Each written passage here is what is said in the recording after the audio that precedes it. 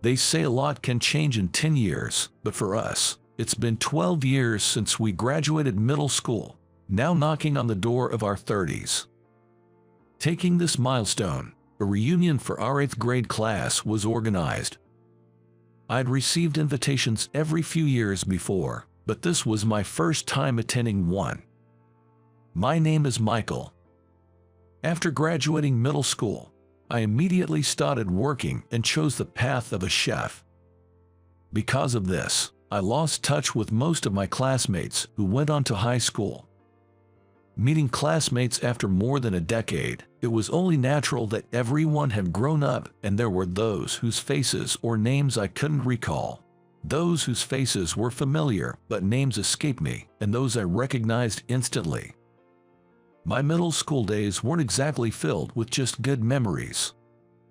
Yet seeing everyone now, nostalgia permeated every moment. About 15 minutes past the scheduled start of the reunion, most attendees had arrived, and everyone, drink in hand, was engaged in conversation, waiting for the opening remarks from the organizer, who had been a class representative, Susan. I was alone, observing all of this from the side. "Your kid's in elementary school now, so you finally bought a condo. I got an informal promotion to section chief. Thanks for being there at my dad's funeral." I couldn't say I got promoted to department head. He was so happy about being section chief. I could hear my classmates' conversations. Joy and sorrow, jealousy and envy. Is sharing those experiences what being former classmates is all about, I wonder? The only one not here yet is Mia. "Shall we start?" I heard the voice of Susan, who had been a motherly figure and class representative, and now the organizer of this reunion. I quickly turned on the speaker and handed the microphone to Susan. Then, I ran to close the open entrance door. Despite the restaurant staff being perfectly in place, I couldn't help but bustle around. Even the staff seemed apologetic. It wasn't about being tight-fisted, but my bad habit of doing everything myself was kicking in. It was when I bent over to close the entrance door. I saw, on the other side, the legs of a woman wearing crimson high heels. I involuntarily looked up and found a woman, clad in an expensive-looking dress and wearing model-like makeup, looking down at me. "Huh, are you, by any chance, Pua?" It was a remark let slip by Susan about the one participant who hadn't arrived yet that evening. It was Mia. Staring intently at my face, she said, "So, what are you doing there, still as broke as ever?" As I stood there flabbergasted, she snorted with laughter and went inside. The words Mia showered on me about being Pua were passed along like a game of telephone by the classmates who heard them nearby. During this, Mia proceeded further inside, her face tight. Then, out of nowhere, a man's voice rang out. "Don't be late, Pua person number 1. At that voice, Mia's feet stopped dead in their tracks. "What's this Pua person number 1? It was the first time I'd heard it, but it seemed to be about Mia. "Who was that?" The organizer, Susan, immediately yelled into the microphone. The venue fell into a hushed silence. A faint whistling noise came from the speakers. Susan's hand was shaking, causing the microphone she was holding to rub against her collar. Susan was furious. So furious that her hands were shaking. Mia, her face even more tense, continued to move deeper into the venue step by step. Susan regained her composure and made a very socially courteous greeting. For hosting this reunion, we talked Michael into letting us reserve his restaurant that he owns. Susan gestured for the attendees to applaud, and a round of applause broke out. I responded with a slight nod. When I looked up, Mia was in my line of sight. She seemed to have never dreamed that I would own a restaurant and was staring at me with wide eyes in surprise.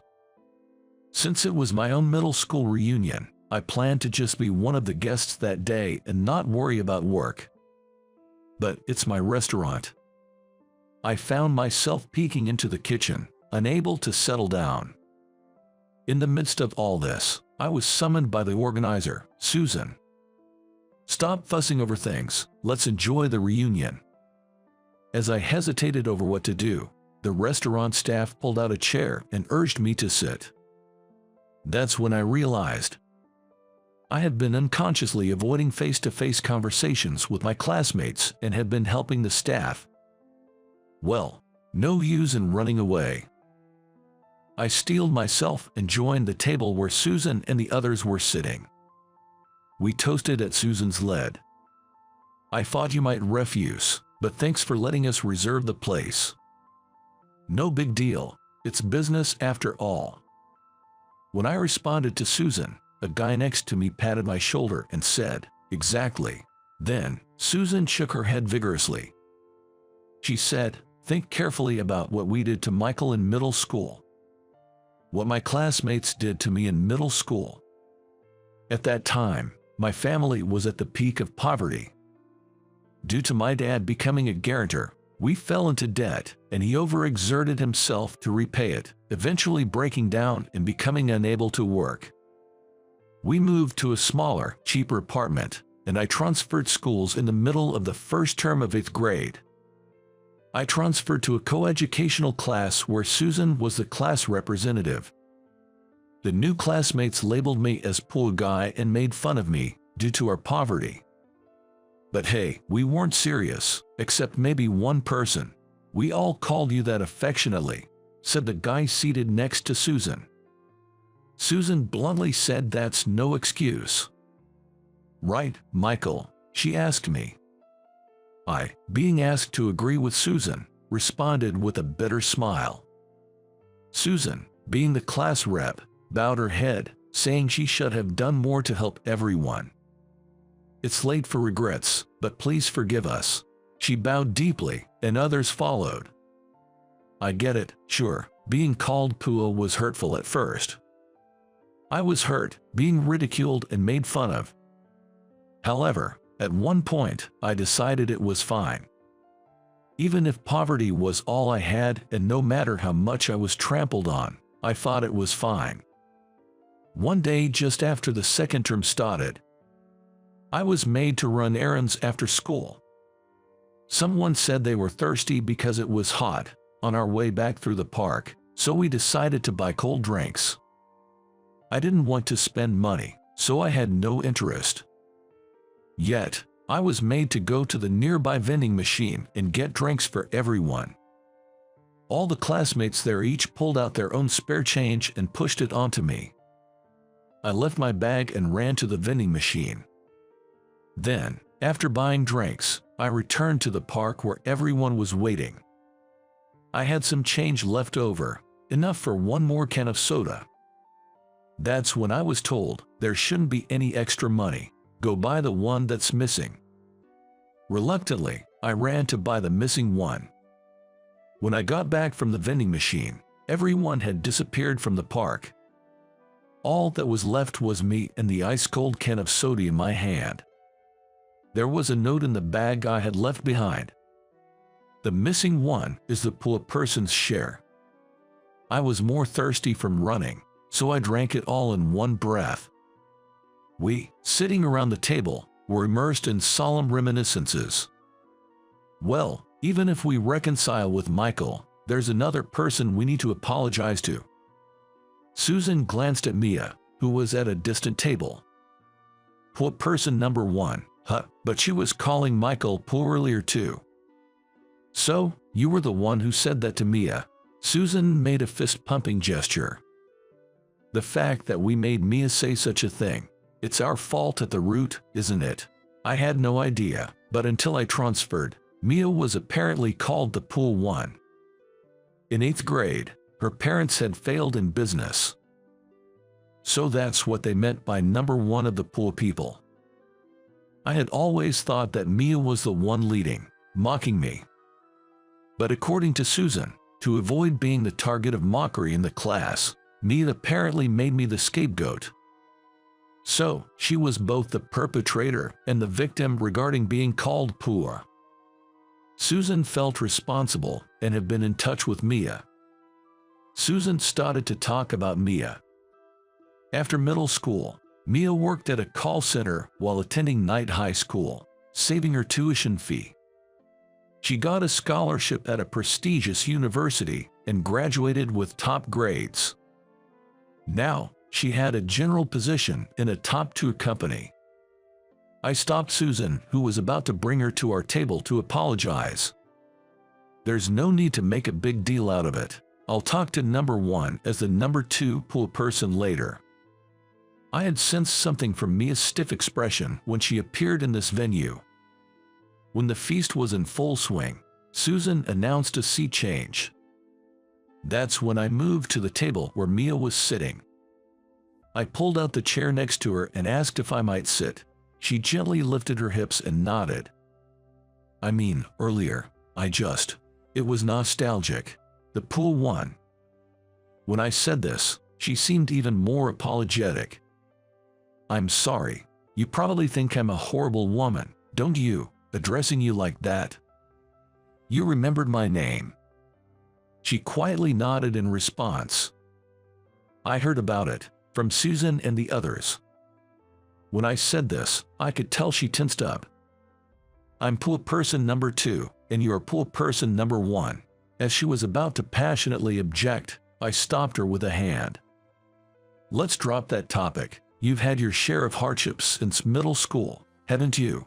She crinkled her nose, giving a shy laugh. The tense expression she had when she first appeared was completely gone. She was probably nervous and on guard about meeting old classmates who knew her when she was poor. That's why she was probably showing off. But now, looking at her up close, her face seemed kind, without a hint of harshness, enveloping everyone around her. Afterwards, we shared stories of our struggles since middle school and about being poor. But this is such a nice restaurant. Thinking about it, I did well. I want to praise myself. Yes, you deserve praise. She muttered, reaching across the table and picking up my restaurant's original paper coaster from beneath her wine glass with slender fingers. The coaster had an illustration of a 3-leaf plant and the word oxalis written on it. She read the printed characters on the coaster aloud. Oxalis. Oxalis, right. It's wood sorrel, isn't it? You know your stuff. That's correct. It's a perennial herb of the genus Oxalis in the wood sorrel family. Why did you choose wood sorrel? I told her it's because a fairy tale-like story about wood sorrel that I was told as a child has stayed with me. What's the story? Just as I started to explain to her, an announcement from Susan about starting the bingo game resonated through the venue. Bingo cards were distributed, and the venue started to buzz. Susan explained the rules over the microphone. I was watching the situation for a while. Then she tapped my shoulder. Hey, tell me, what was the story? The bingo game started at the same time. Numbers were called, and voices of joy and disappointment rose from the venue. Come on, I can't wait. Well, it's noisy around, come closer, I'll tell you. I was still in the early grades of elementary school. The event at the library my mother took me to turned out to be a reading session for children. Firstly, the reader explained about wood sorrel, the subject of the book, mentioning that wood sorrel, often mistaken for clover, is a wild plant with 3 leaves. The content of the book was an anthropomorphized depiction of this wood sorrel. There were 2 wood sorrel families growing across the road from each other. The family on the left was living in a place with excellent sunlight and good drainage, leading a comfortable life. But the family across the street, they don't get sunlight, and there's no drainage, it's damp. That's right. Moreover, they get stepped on by humans every single day. Saying it hurts, and they cried. I looked at her as she joined in. She also smiled at me. Did you know this story? She nodded slightly and continued the story herself. The family on the right was mocked by the family across, saying they could only lead such a life forever. However, an anomaly occurred to the right side family, who had been stepped on by humans. The eldest son, who was always crying from being stepped on by humans, had one more leaf grow, from 3 to 4, turning into a 4-leaf clover. Someone's bingo card seemed to be in a row, and shouts of bingo and applause erupted. She and I silently waited for a few seconds until the venue calmed down. Afterward, at the reading session, the reader, with a self-satisfied look, closed the book and spoke about the so-called moral of the story. All the good kids here, no matter how tough times they face, even if someone steps on them, if they live without giving up, their 3 leaves can become 4, and they can be happy. Hearing that, little me thought, what is he talking about? Oh, why? Because it's the humans who are happy, thinking that having an extra leaf is fortunate, not the wood sorrel, who finds a 4-leaf variant rare or a sign of good luck. I thought it was a story possibly made up by adults. When I said so, she made a displeased face. But why then? Why does it remain in your mind to the extent of becoming the design of a diner's coaster? When I asked back, she nodded strongly. Maybe because when I transferred schools in the middle of the first term in 8th grade, I was called Pua by you and everyone else here. Every day, being mocked by classmates, I suddenly remembered this story. And I could be content, realizing that even if the only environment available to me was poverty, and no matter how much I get stepped on by people, it's okay. But Michael, you thought when you were little that happiness from having 4 leaves was just adults' made-up story, right? Yes, and that hasn't changed. But if it's not happiness, is it unhappiness? She scrunched her nose, thinking deeply. I've never thought of myself as happy, but I haven't worried about being unhappy either. If it's neither happiness nor unhappiness, then what is it? Well, it's not unhappiness, I guess.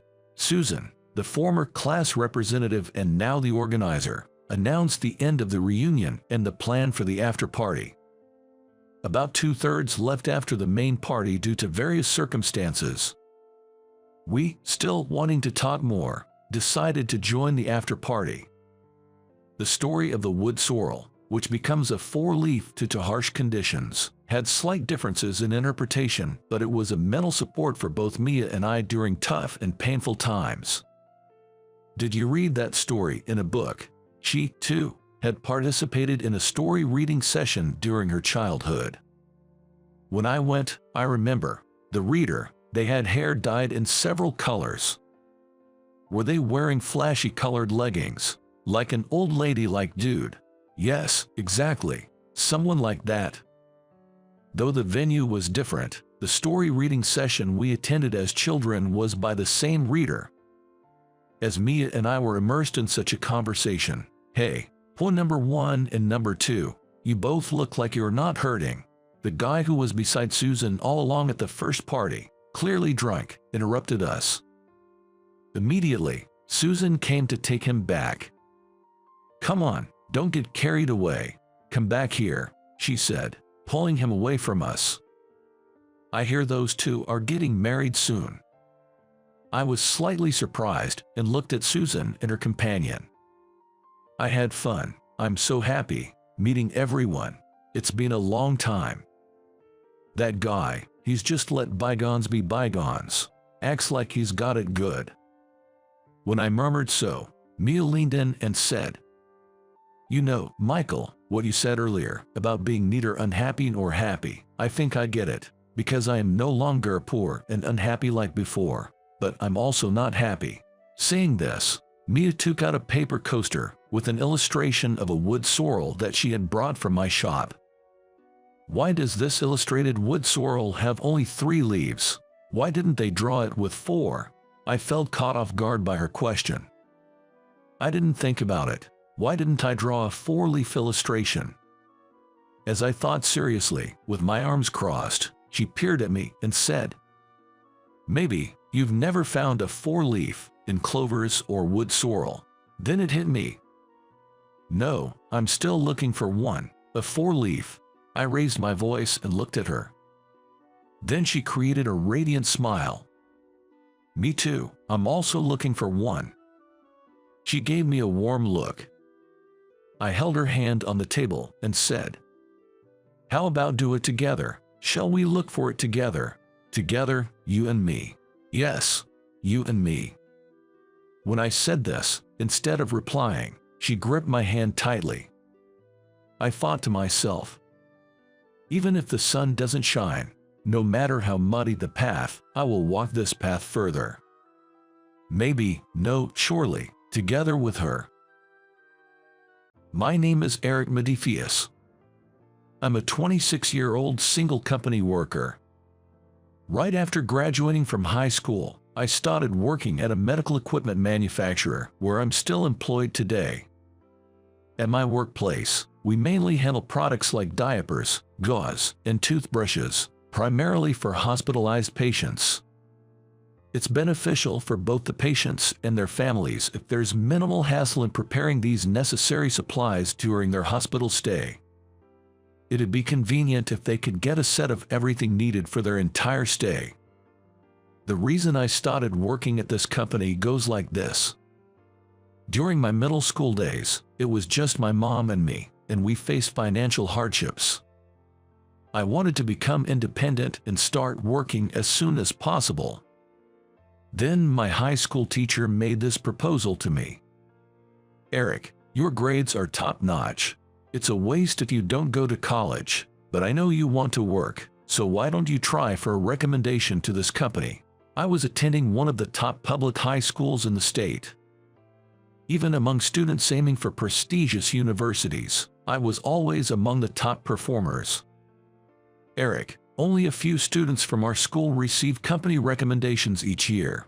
Given your outstanding performance, we, the school, want to fully support you. Why not attend their company briefing?" Among the few recommended companies, my teacher specifically suggested the medical equipment manufacturer. I didn't know much about what they did initially, but after hearing their presentation, I knew right away I wanted to work there. Our mission is to help patients have as comfortable a stay as possible in the hospital. We constantly source various products to cater to patients of all age groups. Every day, we visit hospitals to promote our products. We're looking for team members to help us make the world a better place. Seeing the passionate CEO talking in front of the job-hunting students, I was deeply moved by the company's mission and aspired to be such a fantastic adult. I thought how rewarding it would be to support patients and their families, even indirectly, by working here. After the briefing, I immediately asked my teacher for a recommendation, took the company's test, and got an offer. "Eric, we're so happy to have such a talented person like you join us. Let's work hard together." With those words, the CEO extended his hand with a smile. "Yes, I'll do my best." Shaking his hand, I was determined to be a responsible adult. Now, I still work as a salesman, feeling fulfilled every day, and before I knew it, I've been with the company for 8 years. But there was someone who would become a significant concern in my otherwise smooth-sailing corporate life. Recently, after a department transfer, Mr. Brown, my new boss, seems to have taken a dislike to me. He always accompanies his subordinates to check on their work, but for some reason, he always chooses me. "Eric, get the car ready now." "But, aren't we scheduled to go on sales calls in an hour, sir?" I changed my mind. "Remember, you're my subordinate, and do as you're told." Without arguing, I quickly grabbed the company car keys. Mr. Brown regularly gave me such last-minute tasks. At first, I didn't understand why he was being so unreasonable, but I eventually learned the reason. He is a graduate from a top-tier university and apparently values educational background a lot. Because I joined the company right after high school, he doesn't seem to think highly of me. Before I was transferred, I heard from others that he would often complain, saying I hate working with high school graduates because they're useless. As for me, it felt incredibly unfair, but there's no way I could talk back to a superior. Even though I've been struggling in my current situation, I don't intend to quit my job, so I just have to endure it for now. Then, one day, just like usual, I went on an outside sales call with Mr. Brown. Our current branch is located in a rural area, similar to the Midwest, so it takes a significant amount of time to travel. Spending long hours in the car with him was a pain, but the beautiful countryside view from the window somewhat eases it. After we finished our scheduled sales visits, Mr. Brown said, "I'd like to stop by a convenience store," so I parked the car in the store's lot. I bought a drink and was about to return to the car when I noticed a woman in the nearby aisle. She was holding a white cane, probably visually impaired. She seemed to be in some kind of trouble. I approached her and asked, "Are you okay? I got caught in a ditch, and it broke my cane." Looking at her cane, indeed, the tip was snapped right off. The broken piece was nowhere in sight. It probably got caught in the drainage ditch and the other half got washed away. Walking alone in such a state is way too dangerous. "Where are you planning to go next?" "I was heading to the bus stop next door. I'm meeting my family there. They are coming to pick me up. The bus stop is only about a 3-minute drive from here. I've finished my rounds, and all I have to do is return to the office. I should offer this lady a ride to the bus stop." When I suggested this, she responded, "Are you sure?" and thanked me kindly. Just then, my boss returned from the convenience store. I told him about dropping her off at the bus stop. But to my surprise, he suddenly got irritated. "Are you kidding me? Why do I have to get involved in this?" "But Mr. Brown, the bus stop is on our way back. What's the big deal?" "It's not about that. I'm saying we shouldn't waste our time on something that doesn't benefit the company." Maybe she's just pretending to be blind, taking advantage of people's goodwill. How pathetic. I was at a loss for words at his claim. Indeed, the lady next to me looked deeply hurt and sad. "At least let me call a taxi for her." "Do whatever you want. Remember, you're on the clock. Trying to waste time with trivial tasks. People like you shouldn't be in this company." With that, Section Chief snatched the car keys from me in a huff and drove off aggressively. I'm so tired of him always being so emotional. Later, I tried contacting a taxi company. They said there'd be a considerable wait, and they seemed reluctant for such a short ride. Not wanting to upset her with any more back and forth, I composed myself and started with a smile. "Seems like the cabs are all occupied. It'll take about 15 minutes to get to the bus stop. Mind if we walk there together?"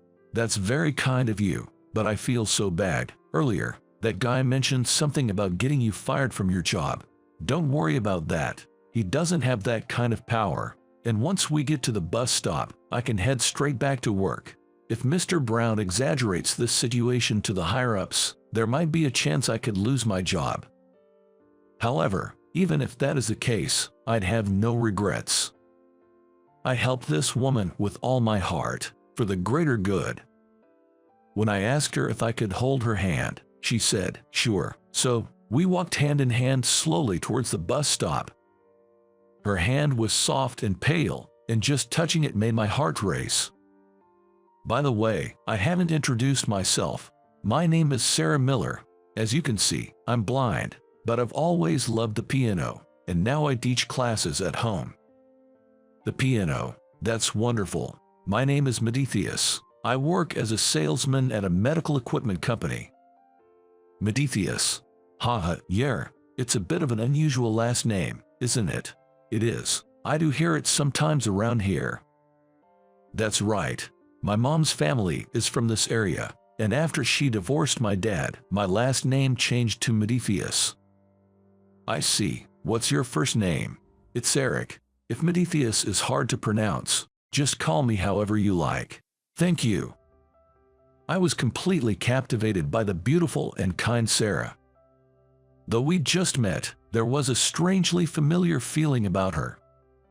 Our conversation was so enjoyable that before I knew it, we had reached the bus stop. Thank you so much.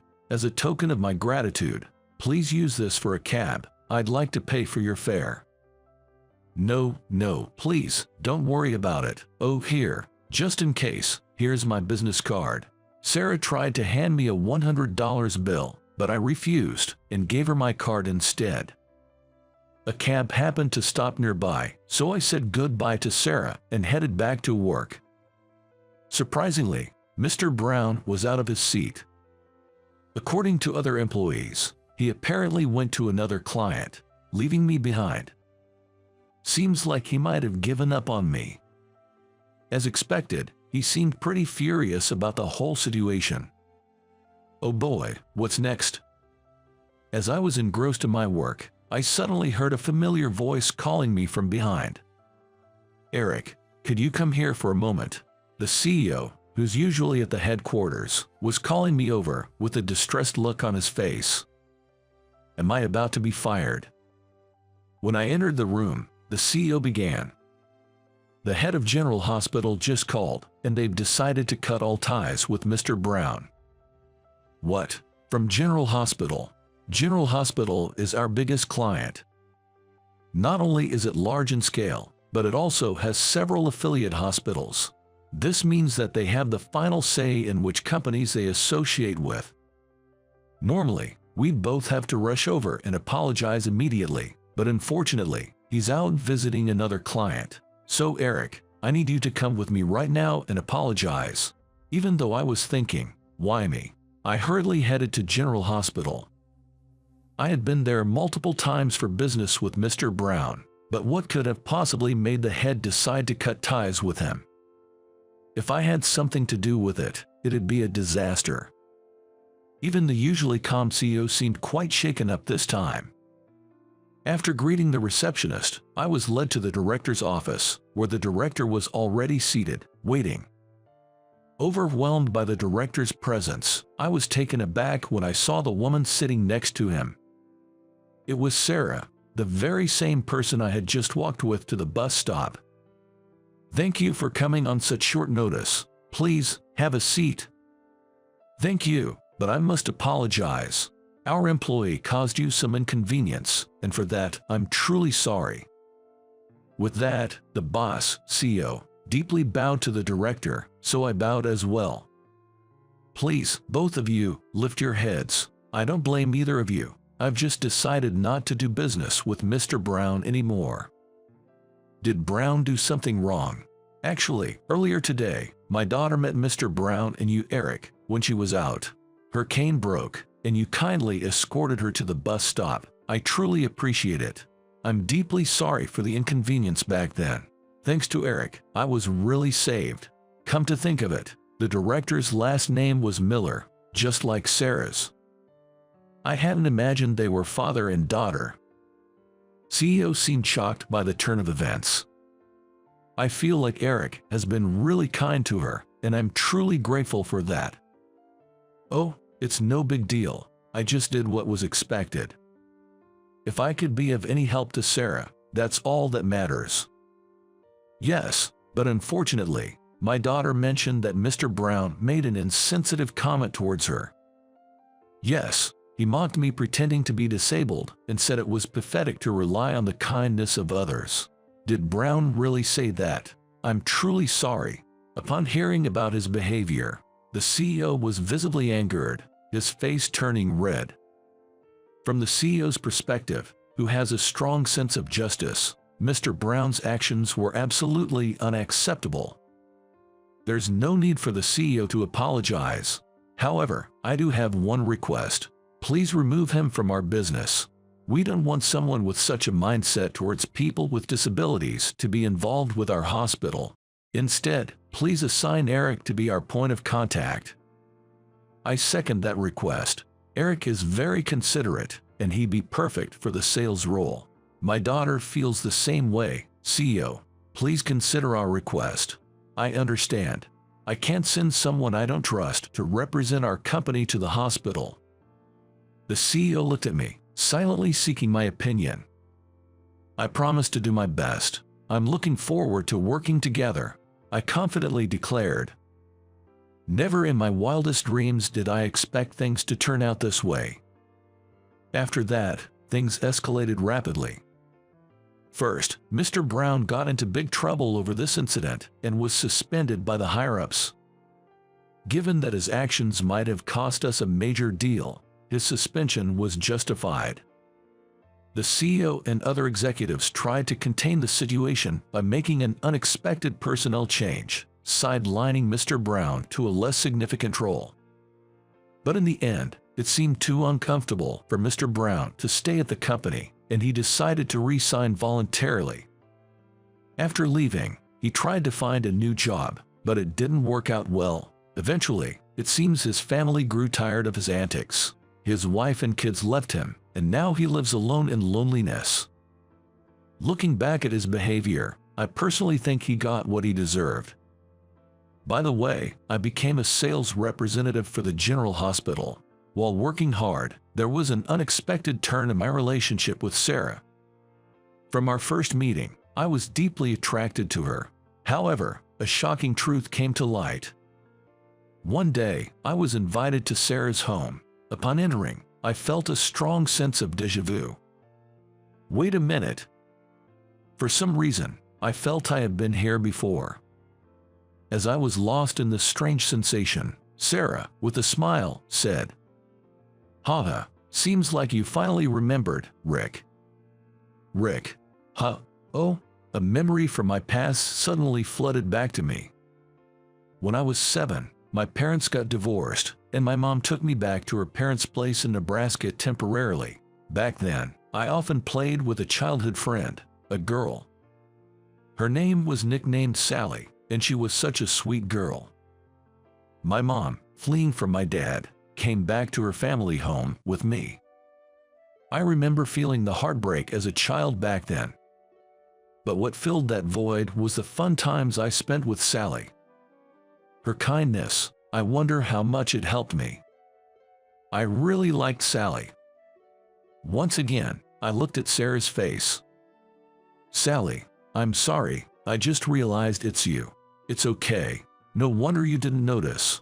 I used to be able to see a bit back then, but my vision got worse over the years. It was only when I heard the name associated with Rick that I realized you're Rick. But no matter how much time passes or how much we change, our relationship hasn't changed a bit, right? Of course, I still like you, Sally." It was natural that, meeting her again after 19 years, I fell in love with her all over again. "I love you too, Rick. I really do." Tears welled up in Sally's eyes as she spoke. Filled with happiness, I gently embraced her. And so, we began dating and now frequently go out on dates. Today, after a long time, I visited my grandparents' house with Sally. My grandparents were delighted that Sally had come to visit again. We used to play at my grandparents' house a lot when we were kids. Suddenly, I remembered something and asked Sally, "Sally, do you remember burying that time capsule?" "Oh, yeah, I remember that. I'll try to dig it up and find it. But honestly, I didn't expect to find it easily since it was buried 19 years ago." However, at that moment, my grandmother, who was gardening, found something hard near the chrysanthemum. When I dug there, it was undoubtedly the time capsule we buried that day. I can't believe we actually found it. "Look, this is what I was searching for." Saying that, I took out a beaded ring from the capsule. The ring, made in elementary school, was clumsy and too big for Sally's finger when she was 7. Even though it was a clunky ring, I desperately wanted it. I slid the ring onto Sally's finger and repeated the words I said 19 years ago. "I love you more than anything in the world, Sally. Will you marry me?" To my surprise, the ring fit perfectly on Sally's ring finger now. With tears in her eyes, a surprised Sally said, "Of course." That simple beaded ring from our elementary school days looked incredibly beautiful on Sally as she wiped away her tears. "I'll give you mine." After a night of heavy drinking at the club social, my junior, who had missed the last train, made this suggestion to me.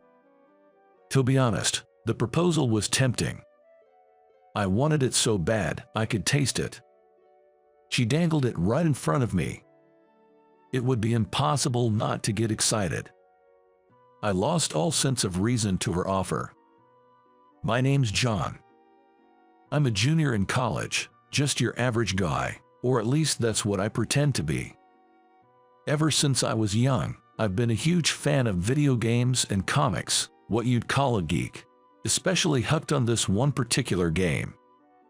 I'm so into it that I even have its action figures on display. It's a famous RPG series abroad, and I've played all the way up to its 14th title. I particularly love the 7th title, to the point where I have every character's figure displayed on my shelves. But out of all, there's this one heroine, a graceful lady skilled in martial arts, who might as well be my first love. I'm head over heels for her. But my obsession means I've bought not only her figures but keychains, posters, and even a body pillow. To outsiders, I'm probably just another creepy geek. I'm definitely one. I know that. That's why I tried to blend in at college, making some friends, engaging in some social activities. I'm worried that I'll be suspected of being a geek if I don't join a circle and go home immediately. By the way, the main reason I'm so cautious about revealing my geeky side is because of a past experience where I was dumped and ostracized after being outed as a geek. John, you're such a geeky gamer. Get real. Those words from my ex-girlfriend still haunt me. Why does everyone think geeks can't face reality? I believe it's wonderful to appreciate and support what or who you love, even while acknowledging reality. But society can be tough on geeks, so I pretend to be just another college student. The club I joined is a fashion and craft club. It's mainly focused on creating clothes and accessories. It might sound girly, but surprisingly, there are a lot of guys. I joined because I wanted to make clothes for my favorite plush toys. Most members prefer to work quietly, which suits me. That's what I thought. Then, my peaceful routine was disrupted by a new member. I first noticed that junior when I was in my junior year. A new girl joined our club. Her name was Madison. Madison was as cute as her name suggests, with a ponytail that suited her so well. And she had quite the figure. You know the term bombshell? Well, that was her. She had a large bust, a toned stomach, and a big behind. She resembled the character I adore in terms of physique, although their hairstyles were different. If that character existed in real life, she would have probably looked like Madison. That's why I was sort of interested in her, but unfortunately, her personality was very different. While my favorite character is somewhat feisty, Madison is many times more so. She might be what some call she's hot and cold, but to me, she only has the cold part and none of the hot. You're making clothes for stuffed animals again, huh? Why don't you add more frills or something? I don't need frills. It doesn't suit this type of stuffed animal. It's not about what suits or doesn't, isn't it, just because you're bad at adding frills? She always teases me like this. I could tolerate just that, but she seems to be a pretty active woman, always planning various events, like socials or outings. I've declined all of them, but surprisingly, many people attended. Because of her initiatives, she's become the center of attention in our club. It's surprising how well she gets along with people, even though she has this kind of vibe. But observing closely, Madison seems to get along pretty well with other guys. She'd laugh, compliment, and even crack jokes with them. But not with me. With me, it feels more like she's mocking or pointing out my mistakes. The way she acts around me is so different from others that I can't help but feel she dislikes me. If she didn't like me, I'd prefer she keep her distance, but she keeps getting involved. I especially tried to avoid their socials because I knew it would be even worse. You'll come to the next gathering, right? No, I'm not going to. It's close to your place, and I've even counted you in for the reservation. Please come."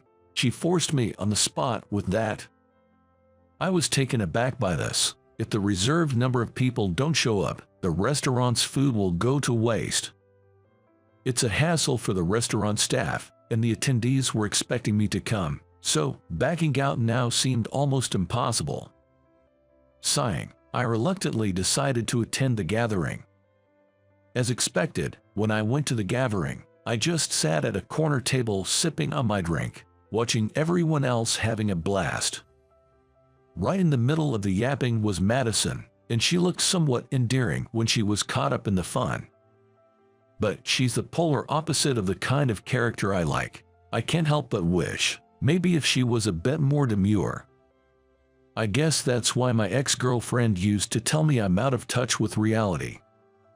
But daydreams are just daydreams. I don't let them affect my real life. Lost in such self-justifying thoughts, time flew by, and I mean really flew. I had missed the last train. But it wasn't just me who missed it. It was Madison too. Turns out, the train connections to her house weren't great. She checked the schedule, thinking she had enough time, only to find out that there were no more trains. Oh man, I forgot about the transfer because this wasn't my usual station. Madison, well, she might seem all put together, but she has her moments of absent-mindedness. Every now and then, she makes silly mistakes. I've seen her mix up thread colors on her sewing machine, but missing the last train. That really hurts. Around this station, there aren't many hotels, and taking a cab to where there's one would certainly hurt the wallet. Also, I used to live in an apartment far from the university because the rent was cheaper. Meaning, around my place, Madison didn't have any friends, no one to take her in for the night. "Hey, you live nearby, right? Can I crash at your place?" Sure enough, Madison came up with that request. No way. And I immediately shut her down. I really don't want her finding out I'm a geek. Beyond that, letting a woman into my room makes me think twice. Not that I have any ulterior motives, but it's Madison we're talking about. If she, popular not just in our club, but all over the campus, spreads the word that he's head over heels for a video game character, my college life would be over. With no other option, I, who wasn't that drunk yet, tried to find a hotel with vacancies, but they were all booked. Why does it always happen like this? I thought, weighing my options. Do I risk exposing my geeky side and let her stay, or do I leave her be? Actually, there wasn't a choice. Madison is beautiful. And I can't just leave her out here, intoxicated as she is. If I did, I'd lose something fundamental about being human. I just couldn't do that to her. I'll let you stay, but don't go snooping around my room too much. Do you have some adult magazines or something? No, I don't. Joking like that, we began walking. Luckily, my place is really nearby, so even a tipsy Madison could make it there. I guess I've got no choice but to bite the bullet now. Reluctantly, I let Madison into my room. Every nook and cranny of my room is filled with action figures, merchandise, posters, and some slightly nasty wall art. Honestly, I wouldn't want to let any girl see this mess. It's pretty awkward. I thought about tidying up beforehand, but there's just too much stuff to hide, so I had to give up on that idea. I was certain Madison would mock me, saying things like, "You've got so many girl action figures, it's kinda creepy," or "Oh wow, so making outfits for plush toys was your hobby, huh?" But to my surprise, "Oh, is that T from the Final Fantasia series? By the way, this series is a game title, and T is my favorite character from it." Wait, you know it? I don't just know it, I absolutely love it. Especially Final Fantasia VII. Oh my, you have the main character's action figure too. I adore this character. Madison's eyes were shining like I'd never seen before. Those eyes, they were definitely the eyes of a geek. I knew because I'm one of them too. And she seemed to be quite the hardcore fan. I missed out on that figure in the draw. I'm so jealous you have it. I just got lucky. The odds were really against me. Wait, Madison, you're a geek too. I was taken aback by this surprising side of her. She blushed and hesitated a bit. Yeah, I am. But you know, nobody around me plays games, and I can't really talk geek stuff with non-gamers, so I kept it to myself. It's nice to find someone with the same interests. Where did that usual cheeky Madison go? Seeing her slightly embarrassed smile was quite the contrast. I'm not into hot-cold personality, but there's something about that gap in personality. As I was lost in thought, Madison began looking around my room. This poster of T is so cute, and you have so many cool merchandise, but there's one thing that's a bit disappointing. She was excitedly looking around my room when suddenly, her eyes fixed on me with a stern look. Did I do something? I thought, tilting my head. Madison then pointed at my figure shelf with a snap. The way you've arranged these figures is so messy. We can't see the T in the back. To be called out for my figure layout was unexpected, and I was left dumbfounded. Truth be told, I don't really have a knack for displaying figures. I just kind of placed them there. I didn't expect Madison to critique it. You should use a stand to elevate them like this. Oh, really? Yes. It's such a waste when you have all these cute figures and they are not displayed properly. Madison pouted as she said this, and her expression looked so much like T's that I couldn't help but laugh. Why are you laughing? It's just, you kind of looked like T just now. Really? Yay. I love T because she's so cute, so that's a huge compliment. Madison's genuine excitement was quite adorable. I often wished she was like this all the time. But apparently, when she gets as excited as she was today, she tends to speak fast or gets carried away with the conversation, so she usually tries to control her tone. Actually, I've always thought the clothes you make for the plushies would look cute on a T plushie. I was being careful not to sound too geeky, but it ended up sounding harsh. I'm sorry. It seems she was trying to be considerate in her own way, and it wasn't that she disliked me. Knowing this put me at ease, and I felt we could become good friends from now on. Just as I had this thought, I glanced at the clock and realized it was already late into the night. Staying up any later would make tomorrow tough. Maybe we should call it a night. Yeah. Oh wait, isn't today the announcement for the limited T figure draw? Madison's reminder brought it back to my mind.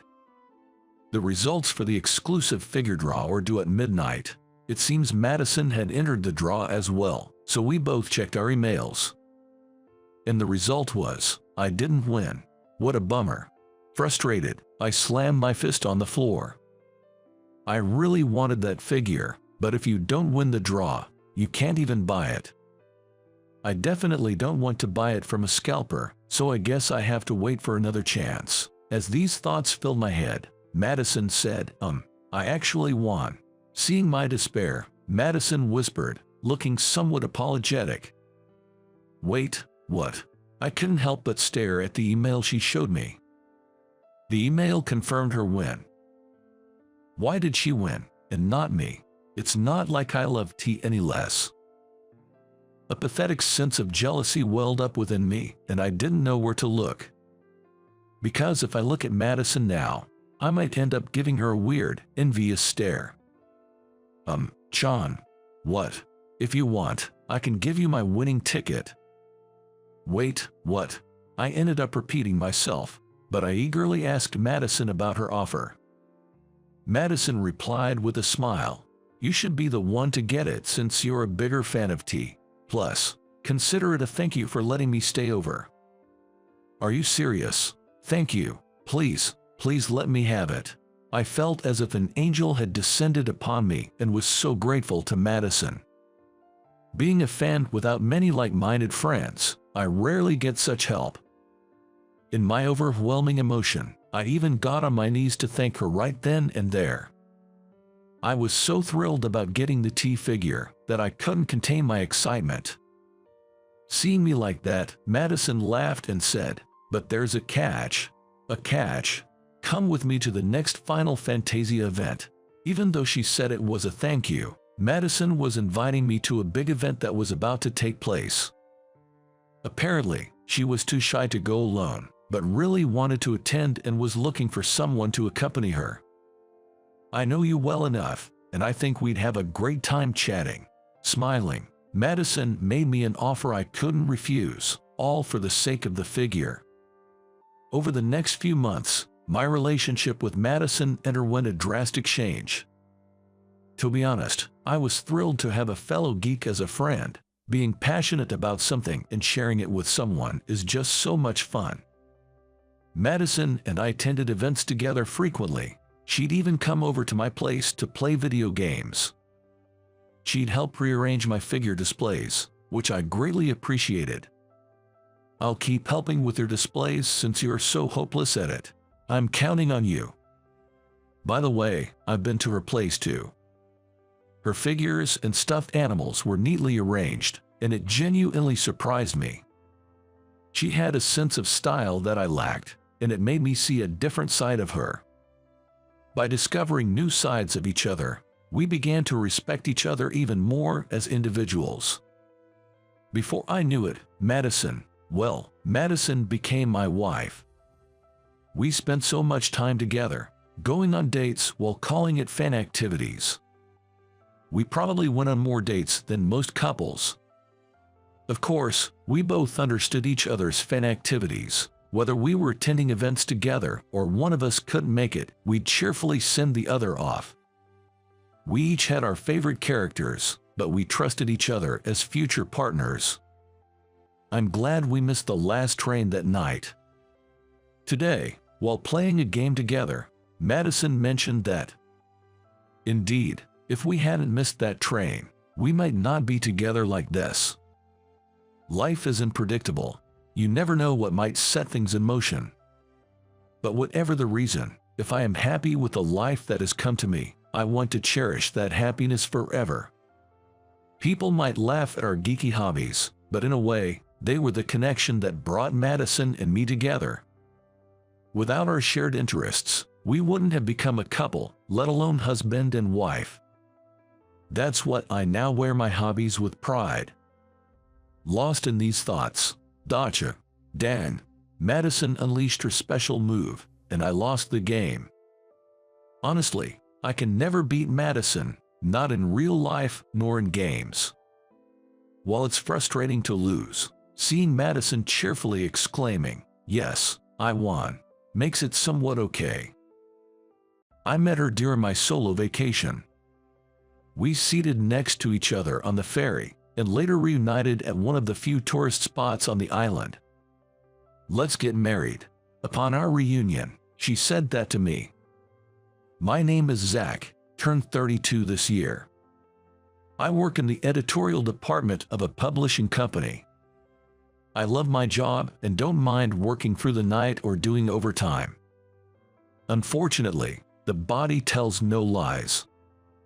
My body and stamina couldn't keep up with the demands of the job. To make matters worse, the workload suddenly increased as a long-serving editor retired, and the responsibilities were passed down to me, a mid-level employee. One day, I passed out at work. I was told by the doctor it was due to overwork and stress, and I had to be hospitalized for about a week. Work was hectic, but fortunately, my fairly considerate company managed to send a notice aligning with my discharge day. Apparently, my attending doctor also suggested that I needed a break. And so, for the first time since I started working, I got a long 6-month vacation. I was undecided about how to spend this long vacation, but I decided to visit the northernmost and southernmost parts of the country. I first conquered the northernmost part, Barrow, Alaska. Then I headed straight to Key West, Florida. The southernmost part is Catalina Island. There's a ferry service from Miami, but the ferry couldn't sail due to bad weather. I was stuck there for 4 days. Finally, on the morning of the 5th day, the ferry to the island could depart. The sea was still a bit rough. I usually have a strong stomach and don't get motion sickness, but I was a bit nervous and took some motion sickness medicine. As I expected, the ferry swayed quite a bit. Sitting by the window, I pressed my forehead against the window glass and closed my eyes tightly. By doing this, I was trying to avoid seasickness.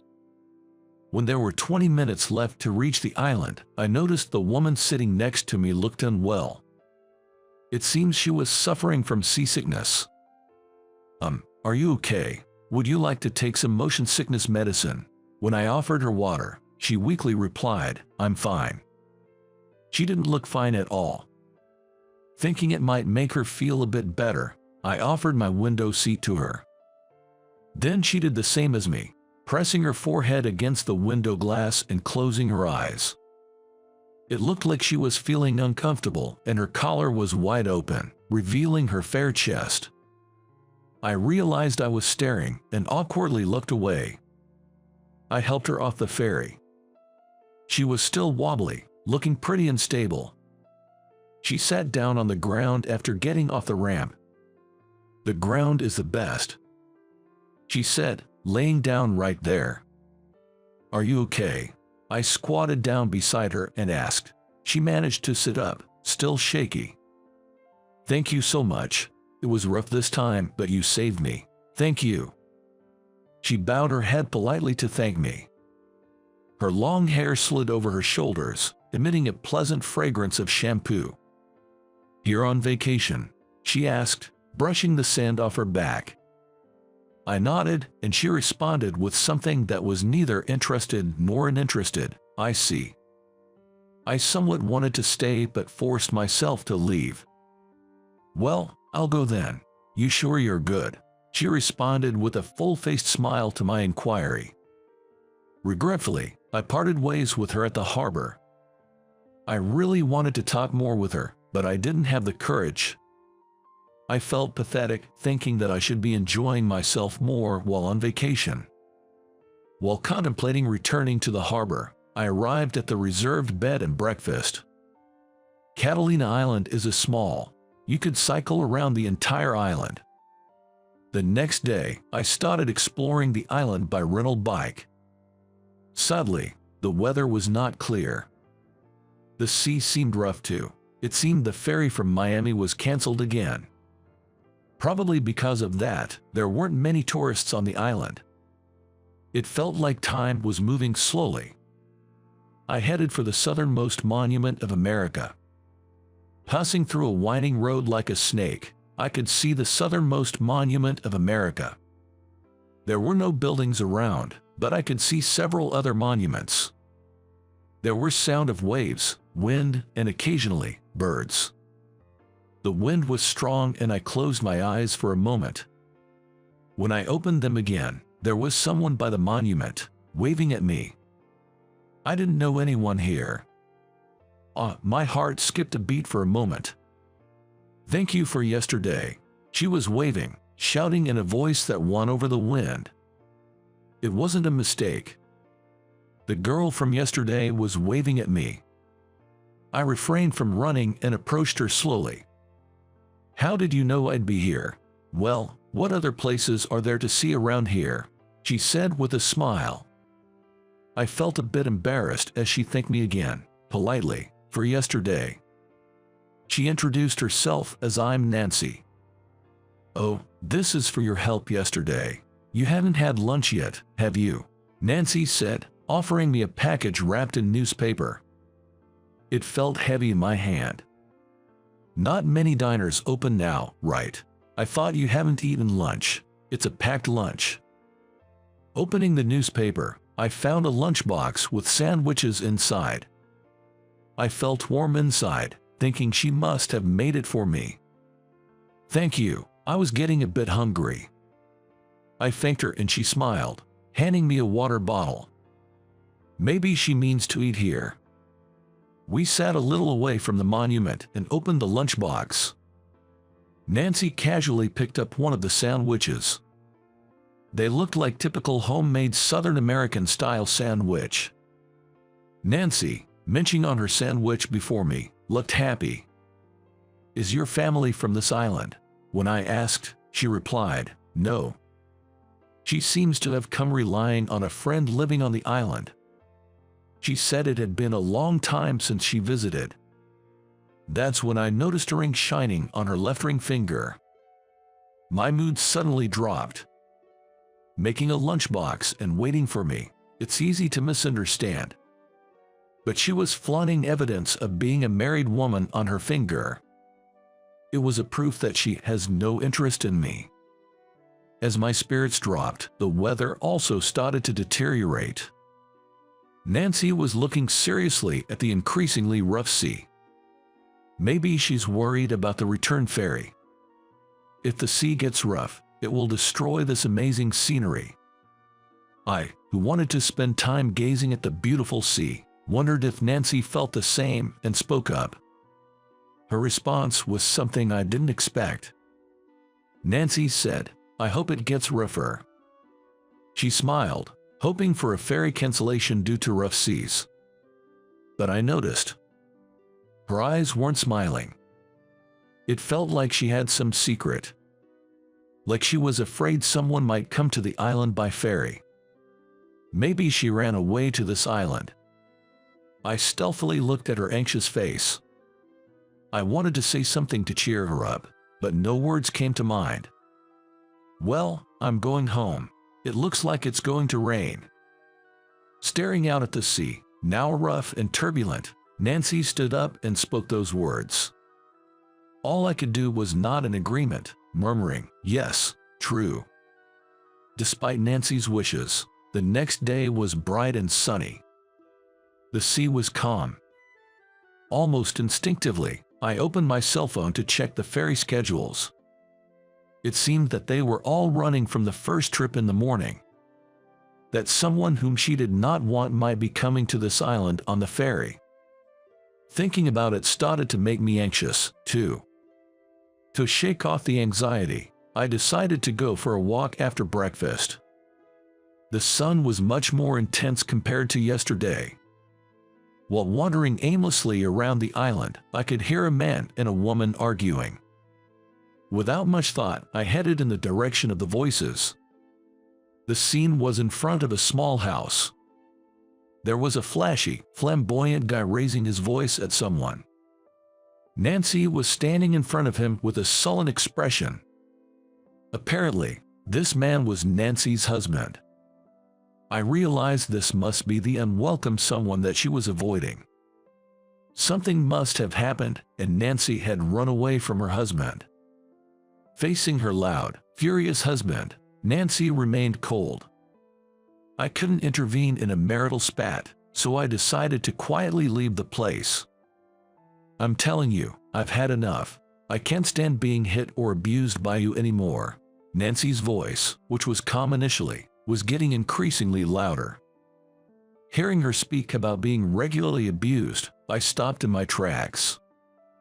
If her husband was violent towards Nancy, I felt I had to intervene. "Just shut up and come back home. You are making me chase you all the way out here." Her husband's shouting became louder and louder. I suddenly noticed a flashy woman wearing sunglasses sitting in a car that he apparently drove here in. She was watching the quarreling pair from the car, looking bored. "You came all the way here. What were you thinking? Bringing your affair partner to take your wife back? Planning a romantic getaway on the side?" Nancy pointed at the car as she spoke. "I see." The woman in the car seemed to be the husband's mistress. Things were starting to feel complicated. "That's it. Please, let's get a divorce." At this word, her husband reacted. His face turned bright red, and he tried to drag Nancy by her arm toward the car. "It hurts. Let me go. Are you planning to lock me up again? I'm not a pet. Let go of me. You should just wait for me at home and shut up. Don't think there's any more happiness in this world." I couldn't just stand there and watch. I had to step in between them and knock his hand away. He suddenly gave me a suspicious glare as I interrupted abruptly. "Leave her alone. She doesn't want this," I said to him, shielding Nancy behind me. He clicked his tongue, asking, "Who are you?" I replied that I was her friend. I told him that I had heard their conversation, and it's wrong to forcefully take her home when she is refusing to do so. "What the heck? Aren't you having an affair too? Do you think you are in a position to say anything about my affairs?" Apparently, he misunderstood me as Nancy's lover. He laughs, making fun of Nancy. Moreover, he began to berating Nancy and said, "This is what you get with such a flirty woman. Don't speak so ill of her." I couldn't keep calm anymore, seeing how he insulted her. He reached over my shoulder and grabbed Nancy's hair. Nancy, being pulled forcefully by her hair, almost toppled forward. "It hurts. Let me go." He pushed me aside and tried to take Nancy away. To be clear, I'm not the fighting type. I'm terrible at confrontations. But this is not the time to back down. I got up and took Nancy back just before she was made to get into the car. I quarreled with her husband next to the car. Nancy stepped in between to separate us. "I am divorcing you." This time, it was my turn to be shielded by Nancy. With her arms spread out, she was staring him down while shielding me behind her. "What will you do after divorcing? Marry this guy?" he said with a mocking tone. The next moment, Nancy turned around, smiling warmly at me. And looking into my eyes, she said, "Let's get married." I was taken aback. But the words that came out were, "Yes, gladly." I was astounded by our exchange as if we were in a fast food restaurant. But it seemed my reply was the right answer for Nancy. She hugged me around the neck with a big smile, saying thank you. "Did you hear that? I've fallen for this man. So, I want a divorce. I've never met such a kind person. I can't be with you anymore." Hanging onto my neck, Nancy turned around and yelled back at him. I braced to be hit by him again at that moment. However, that moment never came. Because he, who had been so high-handed, collapsed at Nancy's words. He sat down on the spot, his shoulders shaking. I thought he was shaking with anger, but, to my surprise, he started shedding tears. "Huh?" Utterly astounded, I let out a dumbfounded gasp, staring blankly at her husband who had started to cry out loud. It's rare to see a grown man cry out loud. While her husband was sobbing, Nancy was watching him with a clearly disgusted look. Then, she swiftly pulls off the ring from her ring finger and throws it at the weeping husband. "Think crying will get you forgiveness? You really never grow up." Nancy looks down at her husband with a contemptuous gaze. I heard later it was always this pattern. He'd imprison Nancy in the house, using violence to ensure she met no one. Then when she'd lose her temper, he'd cry and apologize. He could have affairs freely outside. When Nancy brought up divorce, he flew into a rage and became violent. And he finally clings to Nancy, sobbing. No wonder Nancy wanted to escape. Even her husband's current fling, sitting in the car, was taken aback seeing him bawl. "I remember when you were kind." This was the end of the road for a selfish man who thought a gentle Nancy would forgive everything. At Nancy's words, her husband's crying becomes even louder. "I'll have my attorney contact you about the details. Don't ever come near me again," Nancy declared, leaving her sobbing husband behind. She tightly grips my hand and starts walking. When I look at her profile, she's firmly closing her mouth and staring ahead. "Hey, did you really fall for me?" I ask Nancy, who is walking and looking straight ahead. Nancy just answers, "Yes." I remember feeling the temperature of the hand I was holding rise slightly at that moment. So, I didn't ask any more. She probably wasn't lying. I was sure of it. "Hey, Let me say it too. She stops at my words and looks up at me with upturned eyes. Her eyes were wavering, seeming a bit anxious. It looks like she's afraid of being rejected by me. I've liked you since the first time we met. I think I will never forget Nancy's face turning red up to her ears the next moment. It's been 10 years since then. Nancy's fierceness back then was something else. I shiver just thinking about it. We're visiting this Catalina island, the place where we first met after a long time. Brings back memories. Next to me, Nancy, with my wedding ring shining on her finger, says this and smiles. I honestly tell her that seeing the ring on her ring finger back then had completely bummed me out. Nancy teases me with a really and a playful laugh. What happened to the ring that you threw away? That ring. It was embedded in the ground. The next day, Nancy said she found the ring embedded in the ground and stepped on it. She laughed uproariously, saying it might come out if dug up. Immediately after that event, we hired a lawyer and proceeded with the divorce process. Her ex-husband wouldn't agree to the divorce, so in the end, it came down to mediation. I wanted to marry her right away, but the divorce took about a year to finalize. I officially proposed to her the night the divorce was finalized. And happily, we get married a year later. It felt like a long journey. Now, blessed with 2 kids, we are a happy family of 4. We have our occasional fights, but that's part of the charm. I think I'm the one who usually gives in during our arguments. Hey, Mom, Dad, come here. Over here, over here. Our children call us with loud voices. Our daughter takes after me, and our son is the spitting image of Nancy. Their personalities are also similar, which makes us laugh. We walk towards our waving children, hand in hand. Okay, time for a quiz. The word quiz excites the kids. So, what kind of place is this? My question is met with voices of dissatisfaction from the kids. It's too easy and not interesting, they complain. Then our daughter snorted and answered. Don't play dumb. It's the southernmost part of America, right? I told her with a composed face, no, that's not right. And once again, there are boos from the children.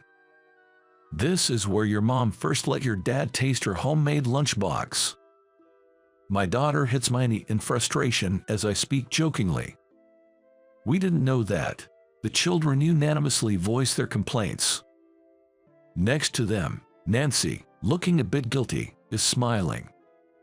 What? I sense she has a secret. Then, scratching her head, Nancy said, actually, that lunch was made by my friend. A truth I learned after 10 years. The kids roll over, laughing hysterically. The beautiful memory shatters, leaving me stunned for a moment. So this is what they mean by truth is stranger than fiction. Come to think of it, Nancy was bad at cooking. I didn't notice about that lunchbox until now. I guess I was just head over heels for her.